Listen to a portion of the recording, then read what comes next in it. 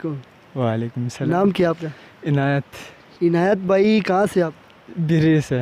आप बेसिकली बिरी से? जी हाँ। अच्छा, क्या करते हैं? बस स्टूडेंट हूँ। कौन सी क्लास पे? 9। 9 क्लास में। पता है कि आप शादी कब करना है? शादी पता नहीं, माँ बाप की कभी प्यार किए कि लड़की से?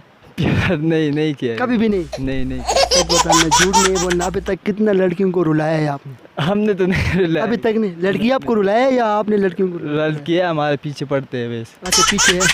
बच के रहना। ठीक है। तो करेंगे, आज हम इधर आया तो करें ना। 5-6 साल बाद। 6 साल बाद? जी हाँ। 6 साल के बाद तो आपके बच्चे हो जाएंगे।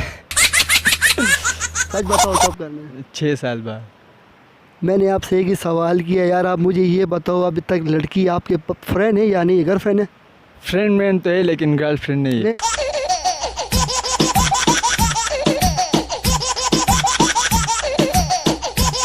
मैसेज में गपशप लगाते? हाँ वो है। हाँ, मैसेज।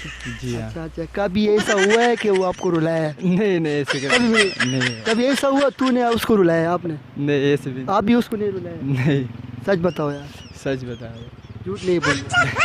तो फिर शादी का इरादा भी नहीं है? अभी नहीं।